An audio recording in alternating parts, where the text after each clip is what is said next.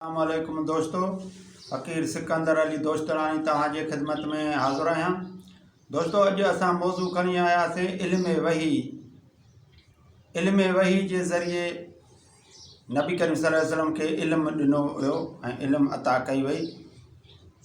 दोस्तों, पहिरें मां तव्हांखे ॿुधायां त क़ुरान शरीफ़ जॾहिं या रसूल सल्लल्लाहु अलैहि वसल्लम ते नाज़िल थियो त दुनिया ते पहिरियों नंबर क़ुरान शरीफ़ जो तर्जुमो सिंधीअ में कयो वियो ऐं मां फ़ख़ुर सां चवां थो त आउं बि उन सूबे सिंध जो रहाकू आहियां ऐं मां इन करे इहे लफ़्ज़ ॿुधाया त माना एॾी ॾाहप, एॾी दानाही, एॾी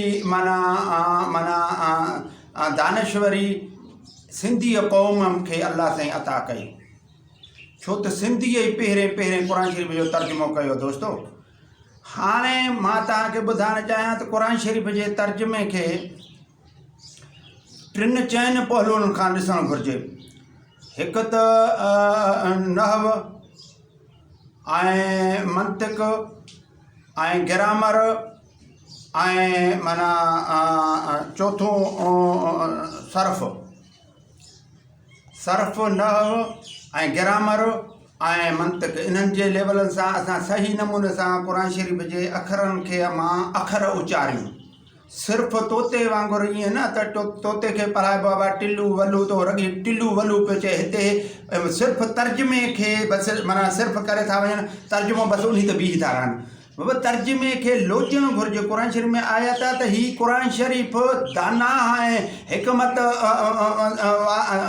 वारो क़ुरान शरीफ़ आहे। हीउ दाना ऐं सुलझियल माण्हुनि लाइ नसीहत आहे, हीउ होशियारु माण्हुनि लाइ नसीहत आहे, सम्झदार माण्हुनि लाइ नसीहत आहे, बेसम्झ वारे माण्हुनि जे लाइ न। त मां तव्हांखे ॿुधायां त नबी करीम सल्लल्लाहु अलैहि वसल्लम ते वही जॾहिं थियो त हीअ था चवनि जेके हिन महिल के अनासर के माण्हू अहिड़ा आहिनि जेके चवनि था त वही खां सवाइ ॿियो नथो ॼाणे।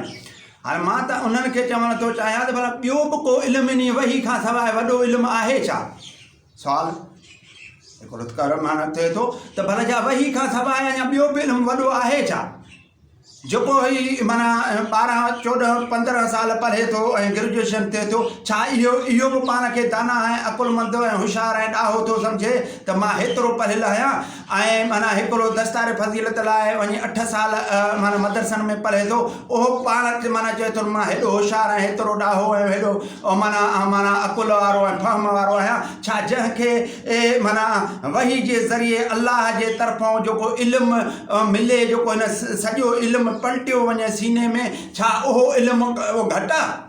ऐं हीअ इल्म में पाण खे मथे था सम्झनि। मूंखे अफ़सोस सां इहो चवणो थो पए त न, ईअं नाहे। इल्मु या रसूलुल्लाह खे जेको अल्लाह साईं ॾिनो उहो माना इल्म वही खां वधीक ॿियो इल्मु दुनिया ते आहे ई कोन। जीअं मां तव्हांखे ॿुधाईंदो हलां त हज़रत सलेमान अलैहिस्सलाम खे 4 शयुनि जो नबी करे मोकिलियो वियो। हिकु जिन्ननि जो, ॿियो इंस माना इंसाननि जो, टियों पखियुनि जो, चौथों जिली जीतनि जो। 4 जो नबी करे मोकिलियो हो। ऐं या रसूलुल्लाह खे सॼे काइनात जो रसूल करे मोकिलियो हुयो। माना इहे जिन्न, इहे इंसान, इहे परंदा, इहे माना जिली जीत, इहे माना पाणीअ वारा जानवर, आबी जानवर, नहरी जानवर ऐं माना जेके बि मखलूक़ात आहिनि दुनिया में, सारे दुनिया जे लाइ रसूल करे मोकिलियो वियो। दोस्तों, हाणे जंहिंखे माना सॼी काइनात लाइ रसूल करे मोकिलियो वियो, उन में केतिरो इल्मु हूंदो? हे त माना ईअं था चवनि त बाबा हिकिड़ा था चवनि त नर खजीअ खे मादी खजी सां पिया मिलाइनि त साईं जन चयो त इन्हनि सां न मिलायो त इहे फर न कंदा, ऐं माना पोइ वरी हुननि फर न ॾिना, ऐं इन जो मतिलबु त या रसूलुल्लाह खे एतिरी ॼाण न हुई। दोस्तो, इहो किथां था ॻाल्हायो? जेको माना हर शइ जो माना रसूल थी आयो आहे त उन खे उहा ॼाण हो माना अलाह अता कई तॾहिं त आयो इहो। पर इहे वणनि, सभिनि वणनि जो त रसूल त आहे। हाणे वणनि जी ॼाण बि न हुजे, माण्हुनि जो त रसूल आहे, वणनि जो रसूल आहे, हर शइ जो रसूल आहे, त उन खे उन मुताबिक़ ॼाण माना आहे। ऐं सॼी काइनात जी हुन में माना जो इल्मु आहे, सॼे काइनात में छा वहे थो, छा वापरे थो, सॼो इल्मु आहे। ऐं मां तव्हांखे ॿुधायां त हिकिड़े खे मिसाल ॻाल्हि, ज़माने जे लेवल सां कंहिंखे नौकिरी मिले थी, हाणे उन खे जो नौकरी मिले थी त उन खे माना उन जे मुताबिक़ नौकरी मुताबिक़ ट्रेनिंग ॾींदा आहिनि पोइ उन खे माना उन ते माना माना ट्रेनिंग ॾेई उन जे तरबियत ॾेई पोइ उन में माना फिट कंदा आहिनि उन नौकरी में दोस्तो या रसूलुल्लाह सल्लल्लाहु अलैहि वसल्लम खे 40 ॾींहं गारे हिरा में रहियो उते हुनखे ट्रेनिंग मिली ॿिए त वही जे ज़रिए 23 साल माना नबी करीम सल्लल्लाहु अलैहि वसल्लम खे अल्लाह जे इल्मु पलटियो वियो माना उहो सीने में मुंतक़िल कयो 23 साल जंहिंजे लेवल सां उहो असांखे इंसाननि खे सभिनि खे दर्स ॾींदो हुयो ऐं मां तव्हांखे ॿुधायां त माना हज़रत सलेमान अलैहिस्सलाम जो तव्हांखे ॿुधायो त हज़रत सलेमान अलैहिस्सलाम जो चइनि मख़लूक़नि जो नबी करे मोकिलियो या रसूलुल्लाह खे सॼे काइनात जो नबी करे मोकिलियो हाणे मां तव्हां था चओ त वही खां सवाइ वधीक अञा न ॼाणींदो हुओ हाणे मूंखे ॿुधायो त उहो ॿियो कहिड़ो इल्मु हाणे अची चाहे इन वही ते बि बीह जाए मां हाणे वही ते थो ॻाल्हायां